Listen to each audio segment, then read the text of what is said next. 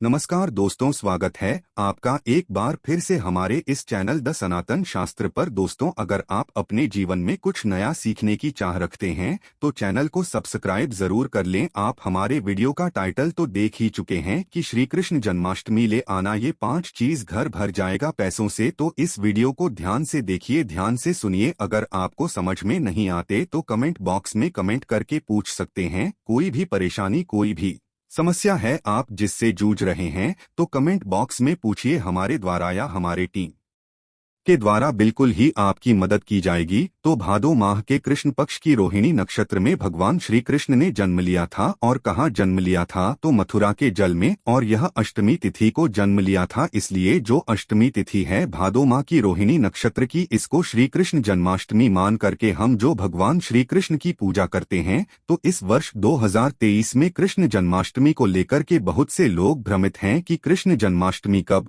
मनाएं, 6 या फिर 7 सितंबर को कृष्ण जन्माष्टमी है। तो आपको परेशान नहीं होना है, बोर्ड में जानते हैं। तो दोस्तों, जो 6 सितंबर दोपहर 3:37 में यह भाद्रपद माह के कृष्ण पक्ष की जो है अष्टमी तिथि शुरू होगा। और अष्टमी तिथि की ही हम सब जो है कृष्ण मनाते हैं। और इसकी जो समाप्ति रहेंगे दोस्तों 7 सितंबर को 4:14 में। तो 6 या फिर 7 सितंबर को कृष्ण जन्माष्टमी मनाए तो जितने भी गृहस्थ साधक है, जैसे कि हम सभी लोग जितने भी गृहस्थ साधक है, 6 सितंबर को इस वर्ष 2023 में कृष्ण जन्माष्टमी मनाएंगे। और जो साधु संत सन्यासी वैष्णव संप्रदाय के लोग हैं, साधु संत हैं, सन्यासी हैं, ऐसे लोग 7 सितंबर को कृष्ण जन्माष्टमी मनाएंगे। क्योंकि दोस्तों रोहिणी नक्षत्र जो 6 सितंबर को ही है, रोहिणी नक्षत्र जब लगे तब हम सब जो है कृष्ण मनाते हैं। और पूजा करने का जो शुभ समय रहेंगे दोस्तों, वो भी मैं आप लोगों को थोड़ा सा बता दूं कि आप कितने समय पूजा कर सकते हैं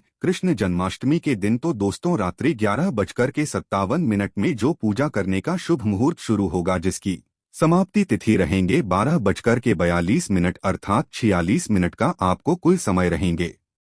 इस समय आप जो पूजा करते हैं भगवान श्री कृष्ण अति शीघ्र प्रसन्न होते हैं। तो ऐसी कौन सी चीज है जिस समय श्री कृष्ण जन्माष्टमी के दिन घर में खरीद करके लाना चाहिए, जिससे हमारे अध्यात्म में उन्नति हो, हमारे घर धन दौलत से परिपूर्ण बने रहे। जिस तरह 13 तिथि को जो धनतेरस तिथि होता है, उस दिन बहुत सारे चीजों को घर में ला करके रखने से हमारे घर में धन दौलत की बरकत होती है। आपने देखा होगा जो धनतेरस है, इस दिन धनिया का बहुत ही ज्यादा महत्व होता है। धनतेरस तिथि के दिन कोई भी व्यक्ति अपने घर में धनिया खरीद करके लाते हैं और उस धनिया का छिड़काव पूरे घर में करते हैं। ये उस धनिया को पूरे घर में छिड़कने के बाद उसे मिट्टी में डाल करके बोल देते हैं। जैसे जैसे उस धनिया को खाना शुरू करते हैं तो व्यक्ति की आध्यात्मिक उन्नति होना शुरू हो जाते हैं, व्यक्ति घर में धन दौलत तेजी से आना शुरू हो जाते हैं। ठीक उसी तरह श्री कृष्ण जन्माष्टमी के दिन भी कुछ ऐसे वस्तु है जिसे घर में ला करके रखा जाता है, घर में ला करके खाए जाते हैं,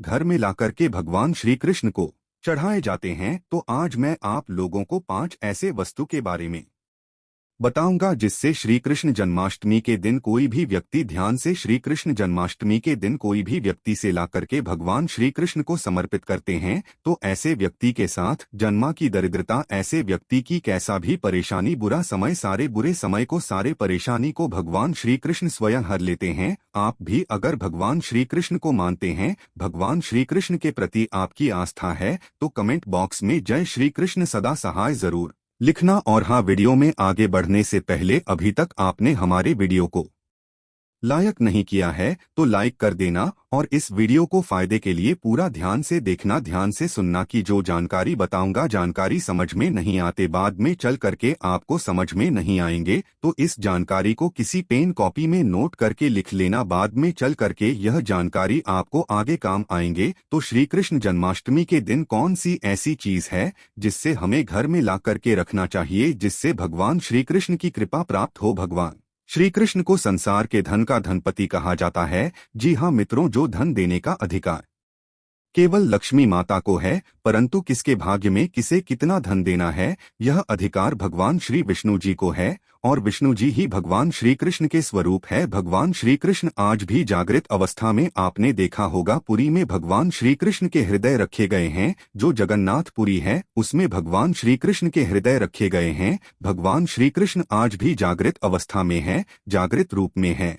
और आपने देखा होगा वृंदावन में जो नंदनवन है वहाँ पे भगवान श्री कृष्ण आज भी रास रचाते हैं। तो इस वीडियो को ध्यान से देखिए। जन्माष्टमी के दिन ये चीज आप जो अपने घर में जरूर लाइए, बिल्कुल ही आपके घर भी धन दौलत से परिपूर्ण बनेंगे। आपके जीवन में चली परेशानी को इस चीज को लाने के बाद समाप्त हो जाएंगे। किस चीज का अपना अलग ही महत्व है। इस चीज को लाने से पहले सर्वप्रथम आपको अपने घर को साधे साफ पानी से धो लेना है। फिर आपको अपने घर को एक बार गंगाजल से पूरी तरीके से छींटे मार देना है, अपने घर को पवित्र करना है। फिर इस वस्तु को आपको ला करके भगवान श्री कृष्ण को समर्पित करना है। तो आपको लाना क्या है? पहला वस्तु है मित्रों वो है शहद। जी हाँ, जो शहद है यह भगवान श्री कृष्ण को अत्यंत प्रिय है। ध्यान से, या फिर एक तरह के छोटा कृष्ण बोल सकते हैं, ये फिर बाल गोपाल बोल सकते हैं। तो जहाँ पे कामूर्ति हो इस तरह की मूर्ति को अगर शहद से स्नान करा दिया जाए, ध्यान से सुनिए, इस तरह की मूर्ति को शहद से अगर भगवान को स्नान करा दिया जाए, अभिषेक करा दिया जाए,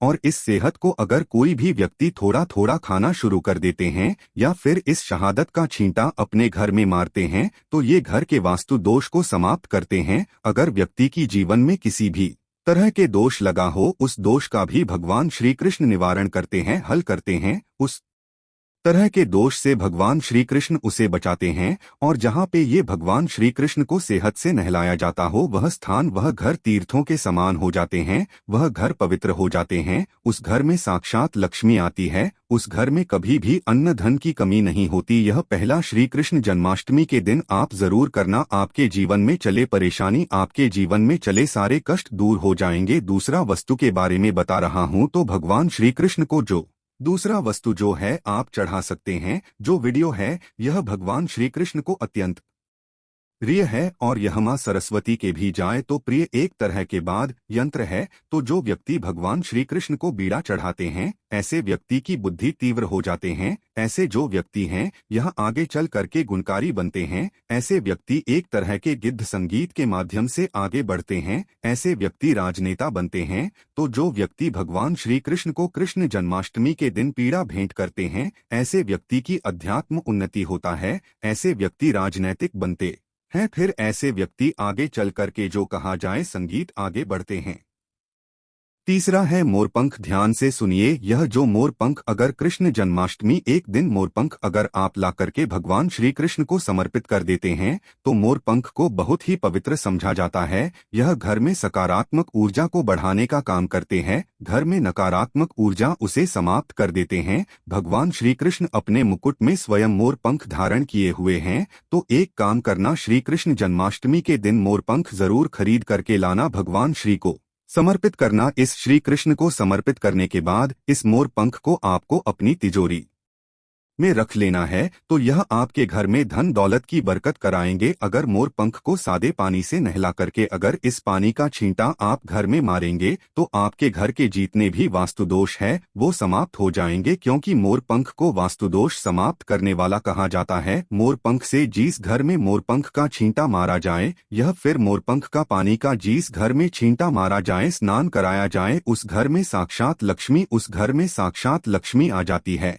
जिस घर में लक्ष्मी आ जाए, जिस घर में भगवान श्री कृष्ण का छोटा सा बाल अवस्था मूर्ति रहे, वह घर बिल्कुल ही अन्न धन से भर जाता है। चौथी वस्तु बता रहा हूँ, जैसे श्री कृष्ण जन्माष्टमी के दिन जरूर लाना चाहिए, तो हमारे धर्मशास्त्र में भी बोला जाता है। जो चौथी वस्तु बताऊंगा इसके बारे में हमारे धर्मशास्त्र में भी बोला जाता है कि कोई भी व्यक्ति अगर कदम के फूल भगवान श्री कृष्ण को ला करके श्री कृष्ण जन्माष्टमी के दिन समर्पित करते हैं, तो ऐसे व्यक्ति के जन्म जन्मांतर के ऐसे व्यक्ति के जीवन में चेहरे परेशानी समाप्त हो जाती है। क्योंकि भगवान श्री कृष्ण ने स्वयं कदम के वृक्ष पर बैठ करके बांसुरी बांसुरी बजाए थे और कदम के वृक्ष की बहुत ही उत्तम वृक्षा समझा जाता है। चाहते तो भगवान श्री कृष्ण पीपल के वृक्ष में भी बैठकर के बांसुरी बजा सकते थे, परंतु उसने ऐसा नहीं किया क्योंकि कदम वृक्ष को भगवान श्री कृष्ण का आशीर्वाद प्राप्त है। जो कदम वृक्षा है यह लोगों के दुख तकलीफ को भी निवारण कर सकते हैं और ऐसा समझा जाता है कदम वृक्ष पर अगर कोई भी व्यक्ति कामना बोलते हुए किसी भी बुधवार के दिन अगर जो हरा कलर का धागे होते हैं यह बांधा जाए तो सभी तरह के मनोरथ की पूर्ति होता है। सभी तरह की जो परेशानी बोलते हुए बांधे तो उसका निवारण होता है। तो कृष्ण जन्माष्टमी के दिन आप भी जो है जरूर कदम का फूल लाए और भगवान श्री कृष्ण को समर्पित कर दीजिए। अंतिम वस्तु के बारे में बता रहा हूँ, ये अंतिम वस्तु नहीं स्वयं भगवान श्री कृष्ण का ही स्वरूप है। तो आप जो है अगर आपके घर में बाल गोपाल नहीं है तो आप जो है कृष्ण जन्माष्टमी भगवान श्री कृष्ण के बाल स्वरूप बाल गोपाल अपने घर में ला करके जरूर स्थापित करें। जहाँ पर भगवान श्री कृष्ण के बालस्वरूप रहते हैं वहां पे समस्त देवी देवता इसके दर्शन करने के लिए आते हैं। आप भगवान श्री कृष्ण के जो बड़े स्वरूप आप जो है बैठाते हैं उनके दर्शन करने के लिए नहीं आते, परंतु अगर आप भगवान श्री कृष्ण के जो छोटे से बाल स्वरूप अपने घर में रह करके इनका पूजा करते हैं, यह बैठा देते हैं, तो समस्त देवी देवता इनके दर्शन करने के लिए आपके घर में आना शुरू कर देते हैं। आपको दिखाई नहीं देंगे, सुख स्वरूप में आते हैं। तो यह जो भगवान श्री कृष्ण के जो मूर्ति कहे जाने वाले बाल स्वरूप है यह लाकर के घर में स्थापित करते हैं तो आपके अध्यात्म उन्नति होगा, आपके जीवन में सारे परेशानी का निवारण होगा। काम करना भगवान श्री कृष्ण के जो छोटे से आप मूर्ति लाएंगे, बाजार से जो बाल गोपाल लाएंगे, इससे डेली के दिन डेली जो है गंगा जल में थोड़ा सा स्नान करा देना या फिर सादे पानी से स्नान करा देना और इसके स्नान किए हुए जो पानी है इसके छींटे पूरे घर में मारते तो आपके घर में नकारात्मक शक्ति वो समाप्त हो जाएंगे। आपके घर में किसी ने तंत्र बाधा, बुरी नजर, बुरी शक्ति समाप्त हो जाएंगे। आपके घर में लक्ष्मी का बंधन होगा जिसके कारण लक्ष्मी आना रुक चुकी है। आपके जीवन में धन का भाव हो रहा है, कर्जे का भार बढ़ चुका है, तो भगवान श्री कृष्ण न को नहलाएंगे जो पानी यह पीना शुरू कर दीजिए। इस पानी के पूरे घर में छींटा मारी है, आपके घर कुछ दिनों के भीतर में धन वैभव से परिपूर्ण बन जाएंगे और देखते ही देखते आप अपने घरों के आसपास में रहने वाले जो पड़ोस है, घर के आसपास में रहने वाले जो लोग हैं उससे ज्यादा धनवान बनना शुरू हो जाएंगे। उससे जल्दी आप जो तरक्की पाना शुरू कर देंगे। तो हमने वीडियो में बताया कि श्री जन्माष्टमी के दिन ये 5 चीजें अपने लाकर के घर में जरूर स्थापित करें। 5 में से 5 चीज नहीं ला पाते तो कोई भी एक चीज ला करके अपने घर में स्थापित करें। इस लक्ष्मी की कृपा प्राप्त होगा, भगवान श्री कृष्ण की कृपा प्राप्त होगा और देखते ही देखते आपके घर जो धन दौलत से परिपूर्ण बन जाएंगे। आपके घर में किसी भी वस्तु का अभाव नहीं होगा। वीडियो समाप्त करने से पहले कमेंट बॉक्स में जय श्री कृष्ण सदा सहाय करें जरूर लिखे हैं। तो यह जानकारी कैसा लगेगा हमें जरूर बताना। मेरे वीडियो को टाइटल में देख ही चुके हैं कि घर में रखे मूर्ति का प्रतिमा आता है दोस्तों धन्य धन की वृद्धि आता है, सौभाग्य। जी हाँ मित्रों, हम सजावट के लिए अपने घर में बहुत सारे मूर्ति रखते हैं परंतु इनके बारे में हमें पता नहीं होता। सजावट के लिए हम बहुत सारी चीजों को रखते हैं, वस्तुओं को रखते हैं घर में, परंतु दोस्तों कुछ ऐसी मूर्तियां होती है जिससे वास्तुशास्त्र में बेहद ही शुभकारी समझा गया। मूर्ति को रखने से घर में धन की वृद्धि होती है, सौभाग्य की वृद्धि होती है। घर में अगर किसी भी तरह की नकारात्मक ऊर्जा उसका नाश हो जाता है। तो अगर आप भी अपने घर में चाहते हैं कि धन की वृद्धि हो तो यह मूर्ति जरूर अपने घर में रखना शुरू कर दें। इससे घर में वृद्धि होती है, वास्तु से जुड़े जो भी परेशानियां हैं वो भी दूर हो जाती है। जानकारी बताने से पहले अभी तक चैनल सब्सक्राइब नहीं की है तो चैनल को जरूर सब्सक्राइब जरूर कर लेना, क्योंकि हमारे चैनल का नाम प्राचीन ज्ञान है। हम प्राचीन ज्ञान की जानकारी सिखाते हैं, वास्तु से रिलेटेड जानकारी आप सभी मित्रों को सिखाते हैं। हमारे चैनल का मकसद है सबका भला हो, सबका कल्याण पहला है। दोस्तों के घर में हाथी की मूर्ति जरूर रखा करे। अगर चांदी का ठोस जो बना हुआ हाथी की मूर्ति रखते है तो इससे जो है घर में धन की वृद्धि होती है। आपने जरूर देखा होगा महालक्ष्मी जो प्रतिमा रहती है उसके सामने में चांदी हाउस के सामने जो हाथी होता है वो धन की वृद्धि दिखाई देते हैं, धन वर्षा करते हुए बटुए के माध्यम से दिखाई देते हैं। वास्तुशास्त्र के अनुसार दोस्तों हाथी को ऐश्वर्य का प्रतीक समझा जाता है और ज्योतिष और धार्मिक मान्यता के अनुसार भी हाथी की प्रतिमा रखना बेहद ही शुभकारी समझा जाता है। हाथी की मूर्ति हो सके तो पीतल या चांदी की जरूर रखा करें और इसे शयन कक्ष में रखने से धन की वृद्धि होती है। शयन कक्ष में रखने से अगर राहु से संबंधित जो भी परेशानियां हैं, जो भी दोष है वह दूर हो जाती है। दूसरा है हंस। जी हाँ दोस्तों, जो हंस होता है ना, इसे जोड़े रूप में करना चाहिए। अगर वैवाहिक जीवन में परेशानियां आ रही है तो अपने शयन कक्ष में हंस के जोड़े रखने से व्यावहारिक परेशानियां दूर हो जाती है और इससे आर्थिक लाभ भी प्राप्त होता है, धन की वृद्धि होता है। तीसरा है कछुए की मूर्ति। वास्तु के अनुसार, वास्तुशास्त्र के अनुसार कछुआ रखने से घर में धन की वृद्धि होती है। धार्मिक मान्यता के अनुसार दोस्तों कछुआ जो होता है भगवान विष्णु का रूप समझा जाता है। जिससे स्थान पर कछुआ होता है वहां माता लक्ष्मी कपास भी होती है। जहां पर भगवान वहां पर माता लक्ष्मी खींचे चले आते हैं। तो धन वृद्धि करने के लिए आप जो है पूर्व और उत्तर दिशा में कछुए की स्थापना अपने घर में जरूर करें, परंतु इस बात का विशेष ध्यान रखना कि कछुआ अंदर की ओर आता हुआ देखना चाहिए, क्योंकि अंदर की ओर आता हुआ दिखाई देंगे तो धन वृद्धि होता है।